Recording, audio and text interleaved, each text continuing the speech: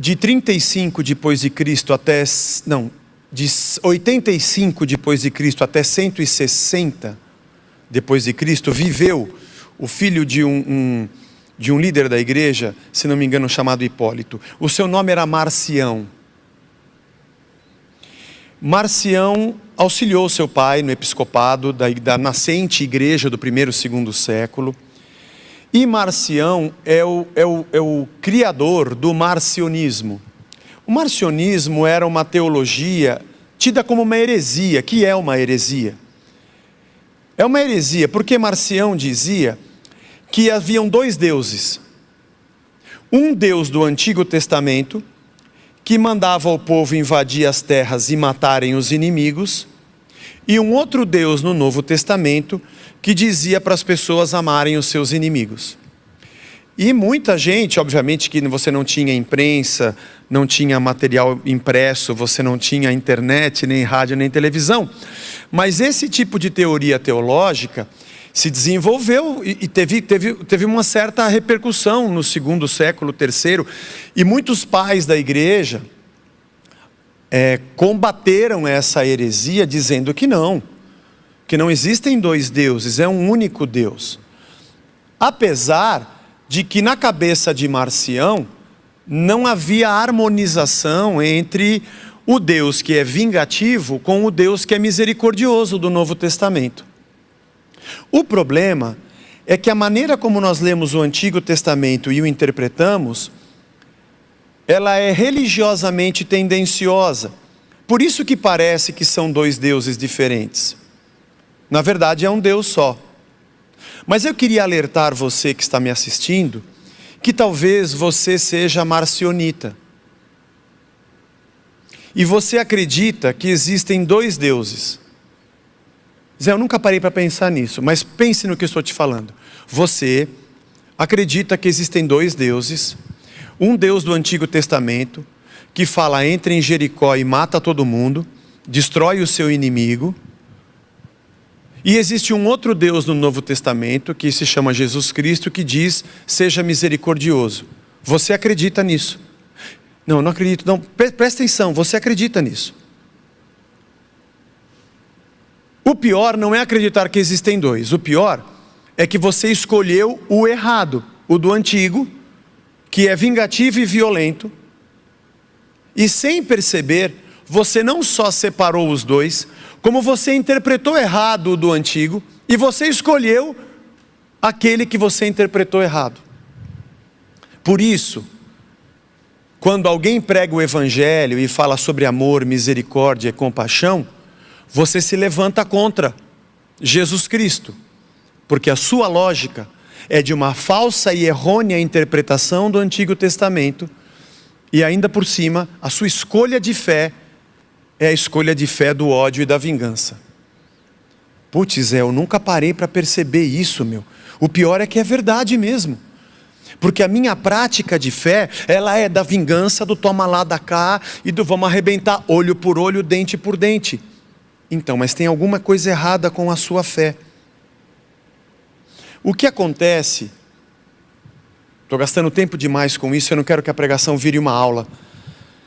Eu não posso me perder. O reino de Israel,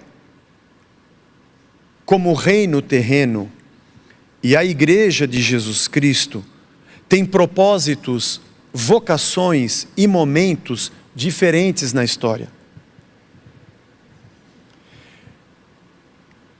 O reino de Israel e aquelas duas capitais, Judá e Jerusalém, se bem que viria de Judá e Jerusalém, Samaria e Israel,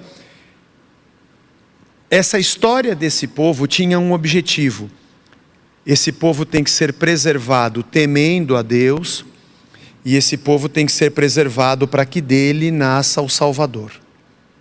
Então esse povo não pode se misturar com outros povos, porque senão eles vão crer nos outros deuses e não vão crer no Senhor, e esse plano não vai até o fim. Lembre-se, você não tinha a palavra escrita, você não tinha Emanuel, Deus conosco, e nem a mediação do Espírito Santo que habita em nós. Como é que eu mantenho esse povo dessa forma? E tem um outro problema. Nós estamos falando de uma antiguidade, de nações que eram tribais, de uma ética muito menos apurada e desenvolvida do que hoje, onde a lei do eu gostei da sua terra, mas a terra é minha, eu mato você e sua família e fico com a sua terra, era a lei. O homem era muito mais o homem das cavernas do que o homem do shopping center. E como Deus conseguiria se revelar sem o Emanuel, sem a sua palavra, sem o evangelho do reino e sem o Espírito Santo manifesto? Até que Cristo se manifestasse, até que a sua palavra se manifestasse e até que o seu Espírito nos habitasse, Deus mantinha esse povo estanque dentro de 4 paredes com uma lei que os obrigava, porque Deus transitou no meio dos homens das cavernas até que Cristo se revelasse. Então, nessa época, se você ficar como você está, os amalequitas vão te matar. E se você ficar quieto aqui, os amonitas vão te enforcar e pegar suas mulheres e seus filhos. E se você der mole para os filisteus, eles vão dizimar todos vocês. E é desse povo que nasce o menino. Não se misturem, e entre eles e vocês, sejam vocês. Nas entrelinhas do Novo Testamento, nós percebemos toda a misericórdia de Deus, de Cristo, lá no Antigo Testamento. Lembre comigo rapidinho, vai. Em ti, Abraão, serão benditas todas as famílias da terra. Deus não tinha ódio das outras nações. Raabe, a prostituta que estava lá em Jericó, não só foi salva, como entrou na genealogia de Cristo, assim como Ruth, que era moabita. Aliás, Deus mandou Jonas ir pregar a sua palavra em Nínive. E Nínive era a capital dos assírios, que eram os seus inimigos. E Deus era chamado do rei das nações.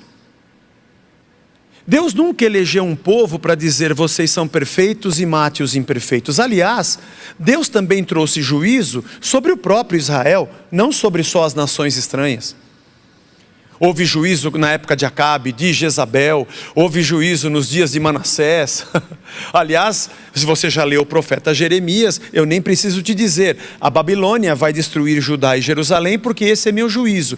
E Deus estava usando o estrangeiro para cometer juízo com o seu próprio povo. Deus nunca foi um Deus de ódio, Ele sempre foi um Deus de misericórdia. E enquanto tem 2 homens guturais das cavernas, e eu tenho que preservar o meu povo, a violência está no homem desde a queda no Éden. Não foi Deus que a criou. Deus transita na nossa realidade e preserva o seu plano. Eu não vou mais falar sobre isso, porque se eu falar muito sobre isso, aqui vira uma aula de teologia.